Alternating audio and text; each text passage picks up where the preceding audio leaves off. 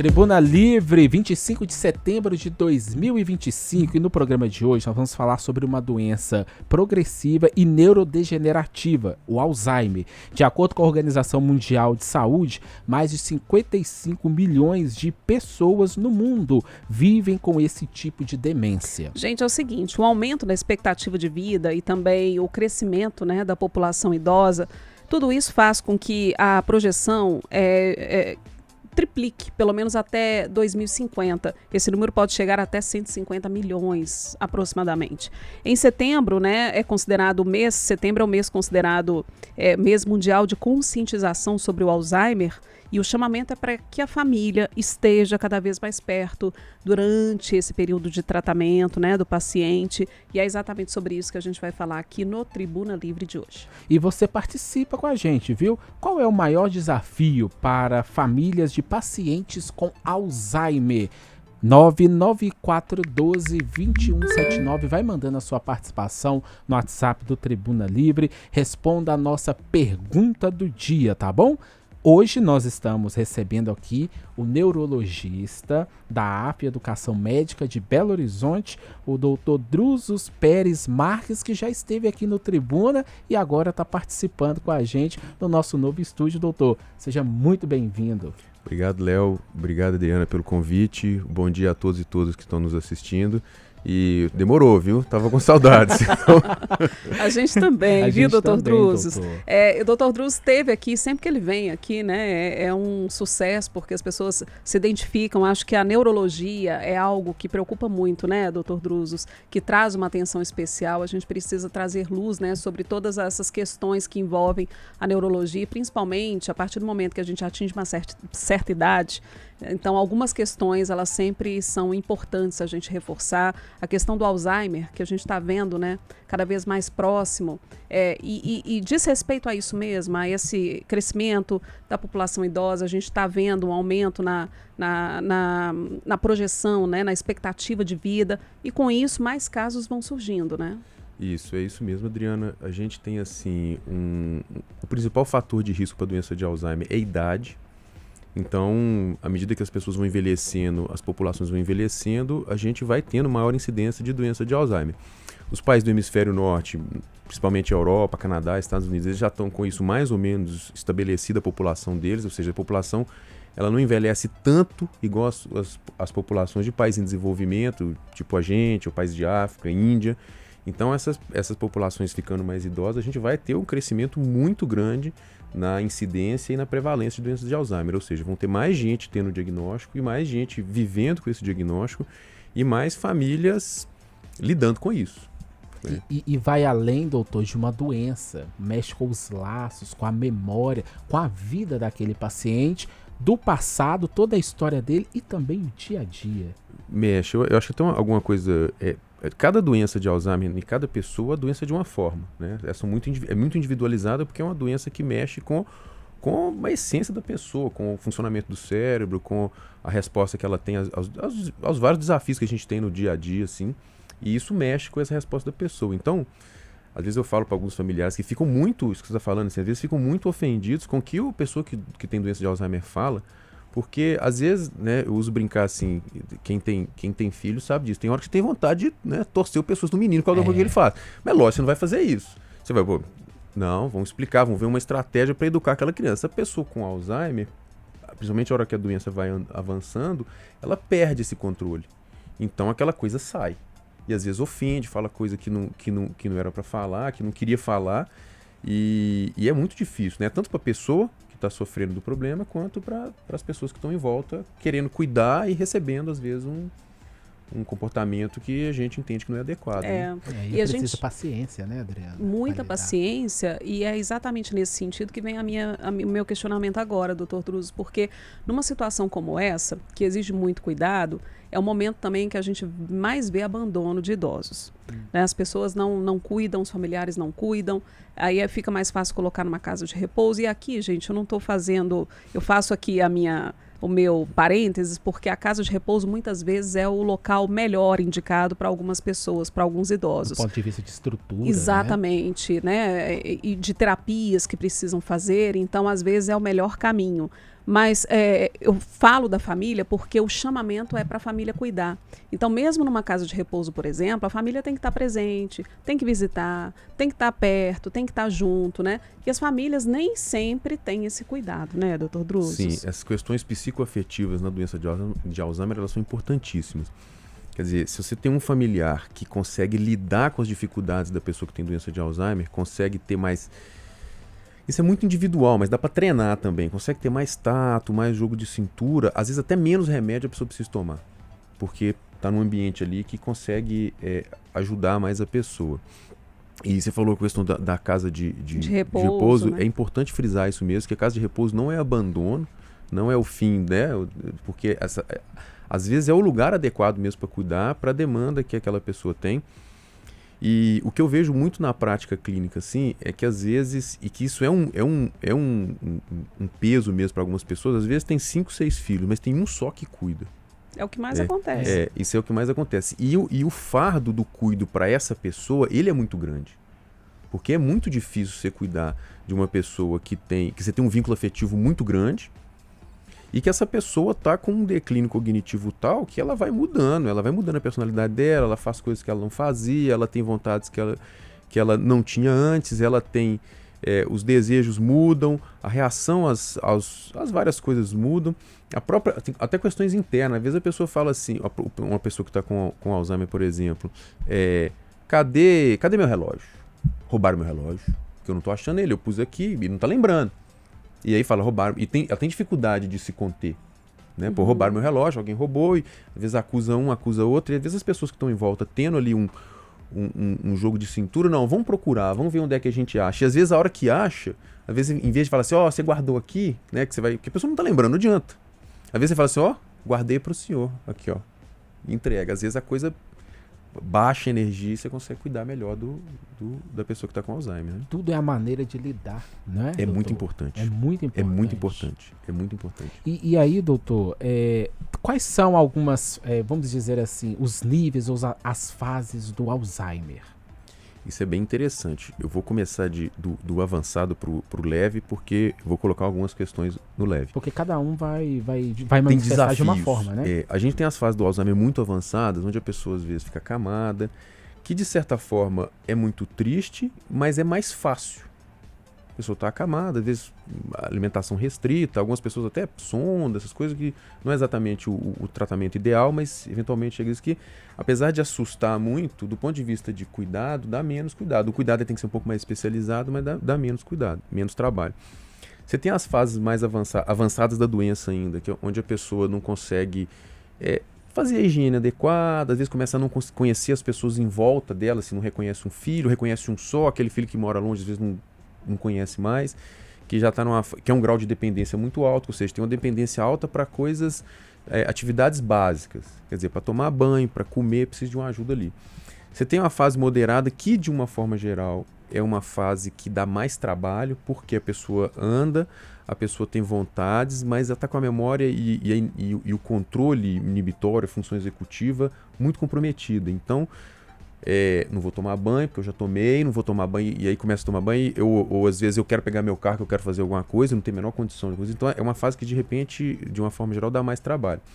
E tem as formas mais leves, ou os estágios mais leves, que é um contínuo, na verdade, né? Tem os estágios mais leves, onde a pessoa é uma perda de memória, não lembra a data, não lembra se comeu, esquece compromisso, começa a fazer alguma confusão mais significativa, dependência principalmente para coisas fora de casa, assim, organizar uma despensa, fazer uma compra no sacolão, ou organizar as próprias finanças, começa a fazer bagunça nisso aí, com essas coisas mais complexas. E você ainda tem as fases pré-clínicas, né? Dentre elas, gostaria de chamar a atenção para o comprometimento cognitivo leve, que é caracterizado por uma dificuldade de memória, a pessoa não vai bem em testes cognitivos, mas ela é independente, ela faz tudo. Às vezes ela usa uma agenda e desembola, ela às vezes usa uma regrinha mental e ela consegue desembolar, mas ela é independente, né? E por que é importante a gente ter essa noção desse quadro? Porque é uma possibilidade, na pessoa nessa fase, é uma possibilidade de tratamento para a doença. Então é importante a gente saber reconhecer isso também e não entender aquilo que às vezes eu já até escutei assim, não, a pessoa tem uma demência senil. A demência senil é um termo genérico que não é muito apropriado. O ideal é a gente ter, é um quadro demencial, qual demência que é? É Alzheimer, é Lewy, é doença de Pick, é vascular. A gente dá um nome, uma caracterização para o quadro clínico e um esquecimento, ele pode ser alguma coisa associada com a idade, sim. Existe um declínio funcional da memória com a idade, mas que não leva a pessoa a um quadro de dependência. Não leva, geralmente, a pessoa a usar artifícios do dia a dia que ela não usava. Às vezes era aquela pessoa que, por exemplo, ia no supermercado e sabia comprar tudo de cabeça. Quer dizer, o esperado é que ela consiga fazer isso. Agora, porque ela está com 80 anos, ela precisa de uma lista, talvez tenha um sinal de alerta aí. Talvez merece uma avaliação médica especializada. Uhum. A gente está indo para o intervalo, o Dr. Druso está aqui com a gente está falando hoje sobre Alzheimer. Você pode participar com a gente está hoje fazendo a nossa pergunta do dia. Qual que você acha que é o maior desafio, né, daquelas famílias que convivem com um familiar que tem Alzheimer? E se você tem alguma dúvida relacionada a essa doença, né, você pode mandar para a gente também para o 99412-2179, tá? O intervalo é rapidinho, a gente volta já respondendo também algumas perguntas que o Zap tá assim, ó, já chegando um monte de pergunta e a gente já vai começar a responder para dar tempo da gente atender o máximo de pessoas possíveis, tá bom?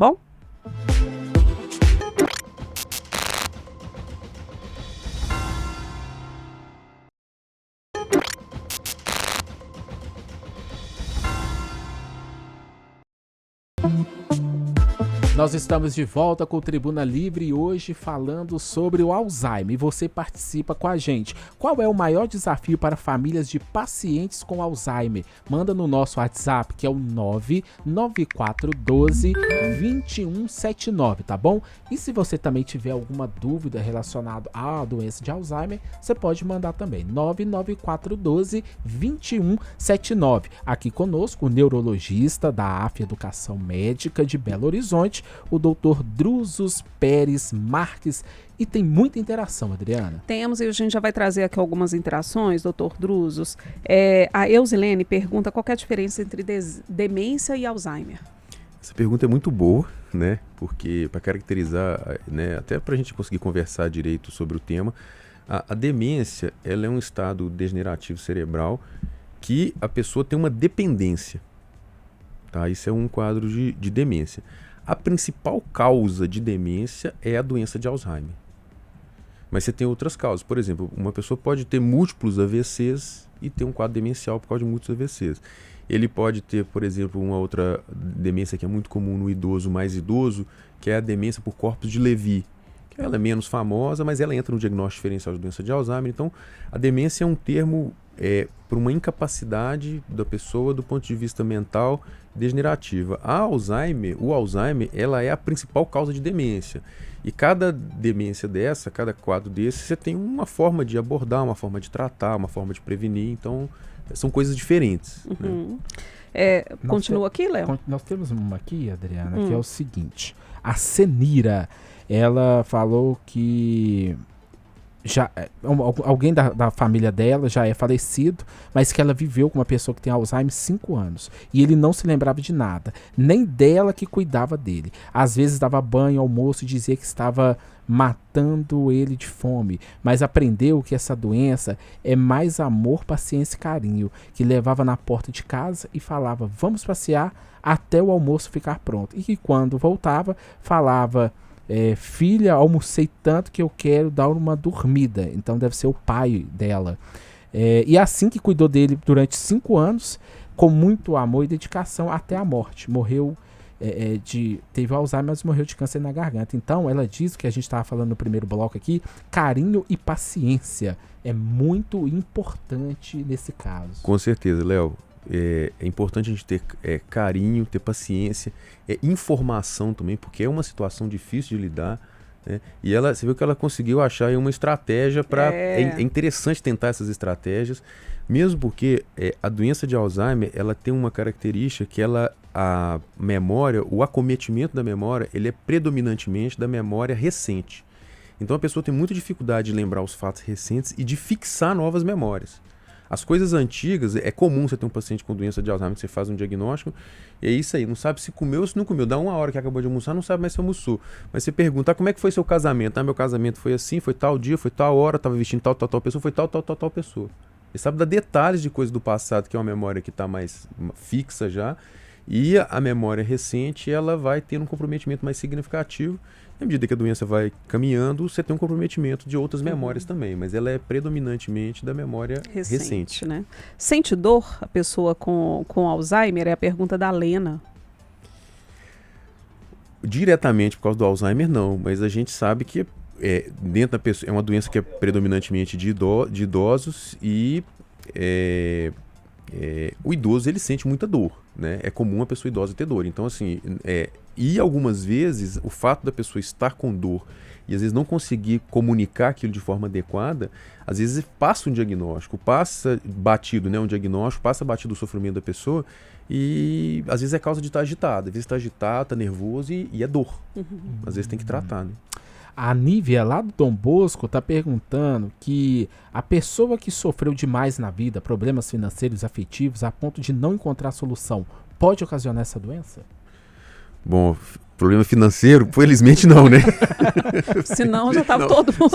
Senão a MS já tinha declarado aí uma... problema financeiro não. O que tem que é um fator de risco mais leve, assim, é a pessoa com transtornos psiquiátricos mesmo, assim, transtorno bipolar, transtorno depressivos recorrentes, aumenta a chance de desenvolver demências no fim da vida, de todos os tipos, mas não é um fator de risco tão marcante assim. Ou pode ser também que a pessoa, às vezes ela está se referindo também, às vezes a pessoa apresentou depressão durante a vida, não foi diagnosticado, né? E agora com o Alzheimer. Mas né? vale a pena, deixa eu até... A gente falou nesse tema aí, e agora é uma coisa que é muito importante, é porque alguns pacientes com demência de Alzheimer, ou com outras demências na verdade, o primeiro sintoma é a depressão. Então a gente tem que ter essa atenção. A gente tem uma máxima em neurologia que um idoso com depressão, até que se prove o contrário, é Alzheimer. Não estou querendo dizer que todo mundo que tem depressão na terceira idade tem Alzheimer, lógico que não.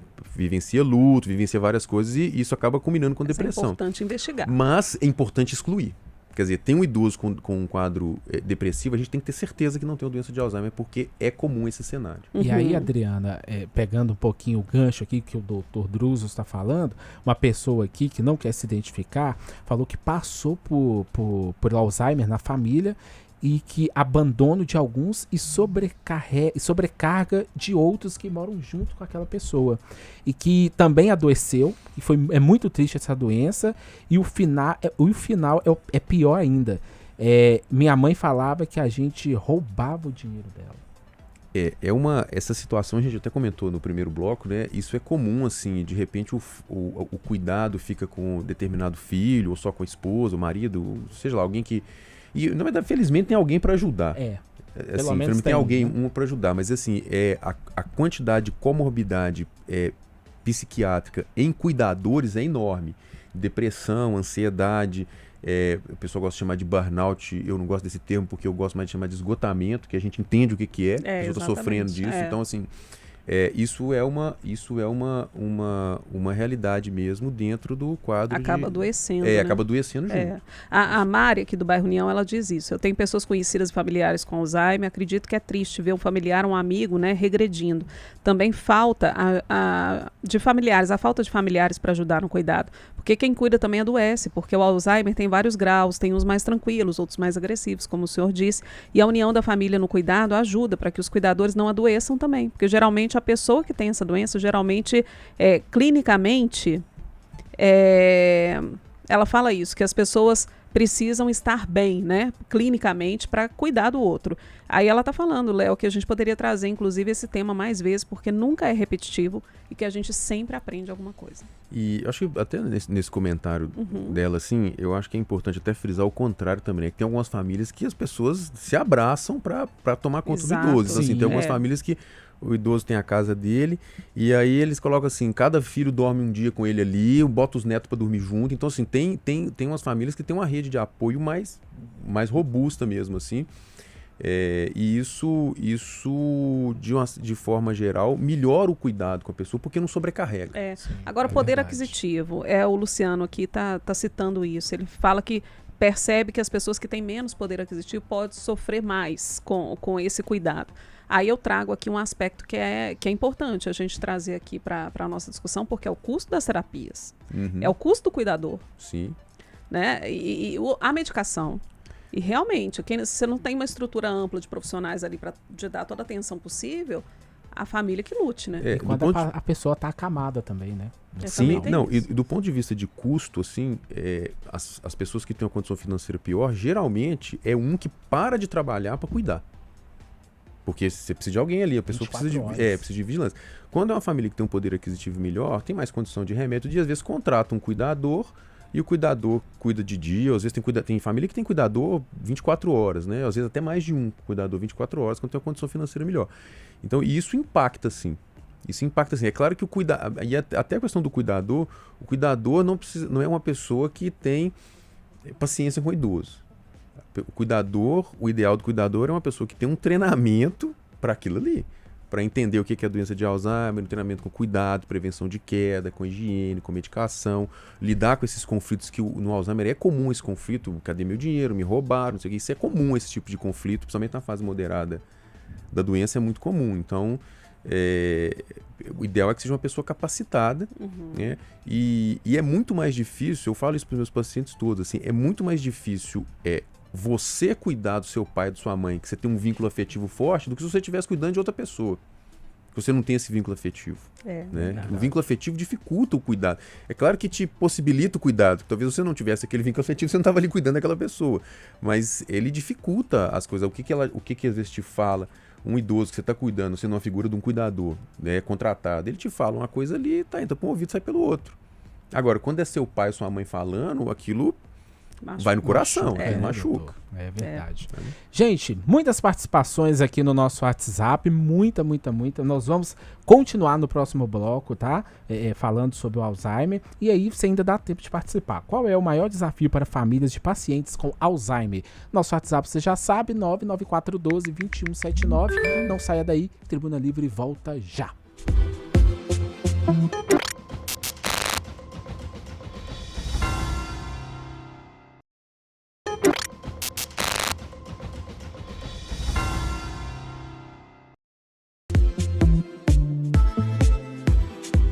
De volta com o Tribuna Livre, hoje falando sobre Alzheimer. Você participa no nosso WhatsApp, que é o 99412-2179, da nossa pergunta do dia. Qual é o maior desafio para famílias de pacientes com Alzheimer? E também manda, se você está mandando aí a sua dúvida, tá? Nós estamos recebendo o Dr. Drusos Pérez Marques, ele que é neurologista da AF Educação Médica de Belo Horizonte. E aí, Adriana, tem uma pergunta aqui da Eunice Reis, que ela é lá de Contagem.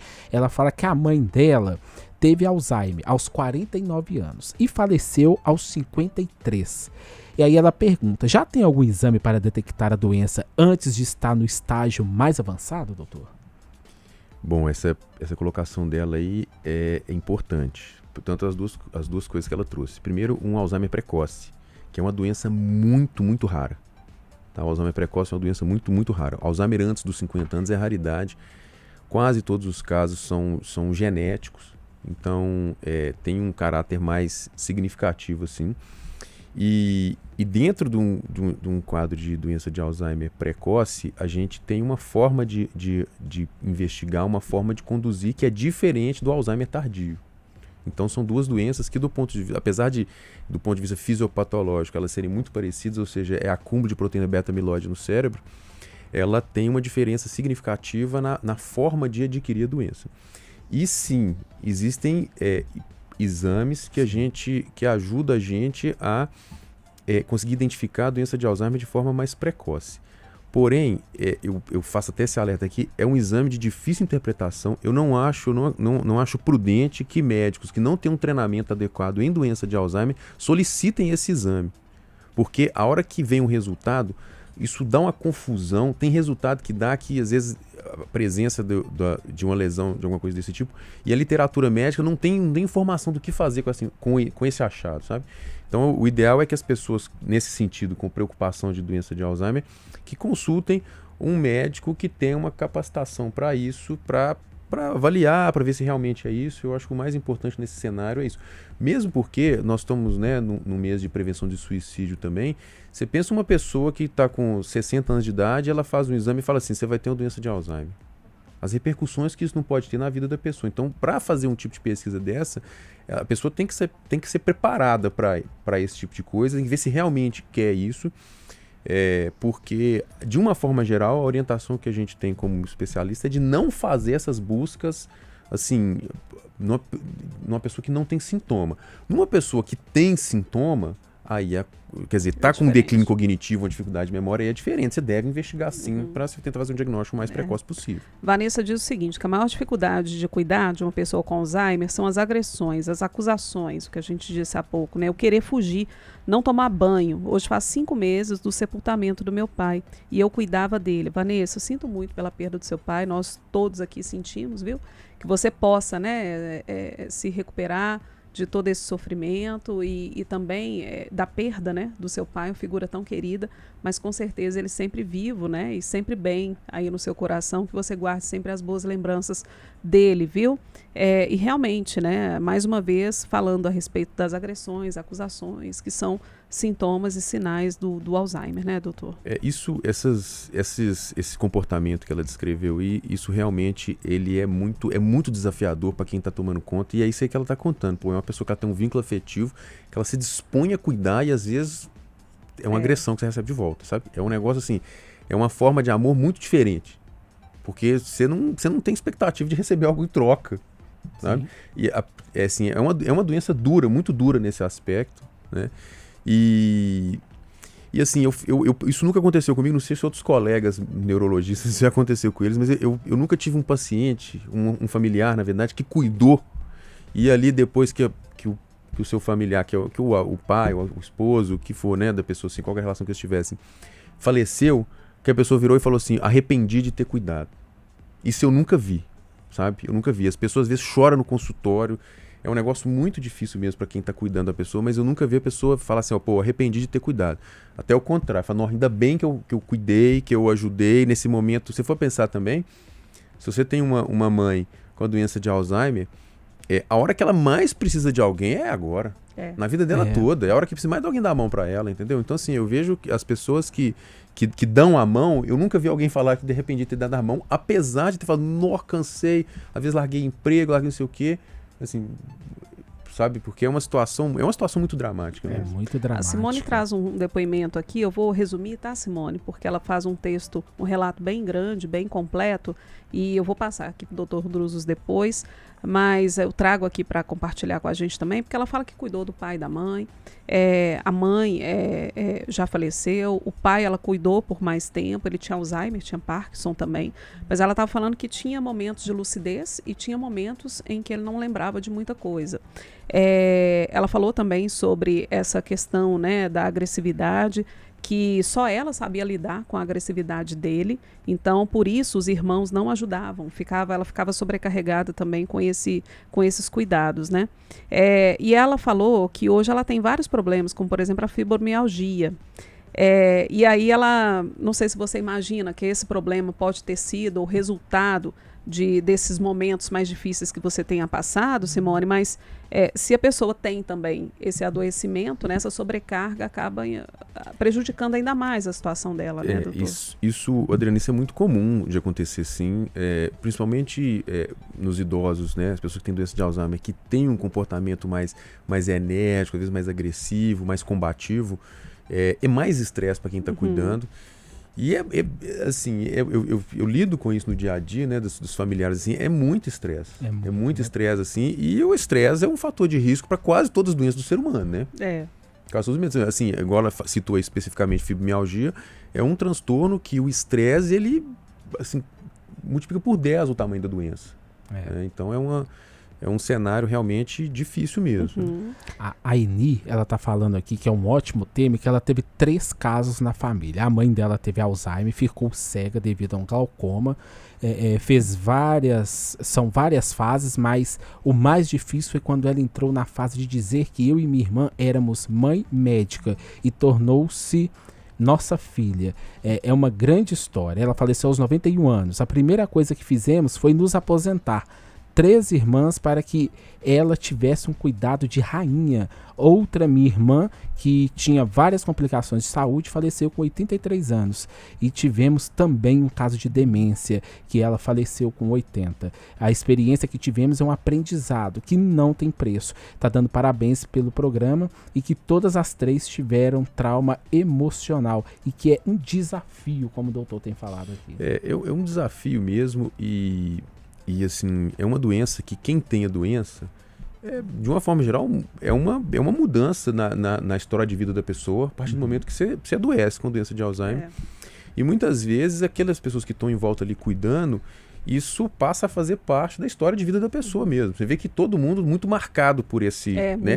Muito marcado, porque isso passa a fazer parte da história de vida da pessoa. Ô, doutor, a gente está caminhando para o finalzinho do programa, mas eu queria falar sobre tratamento. A gente está vendo tanta coisa. Chega nas redes sociais, descobriu uma droga assim, nos Estados Unidos, que pode retardar o efeito do Alzheimer.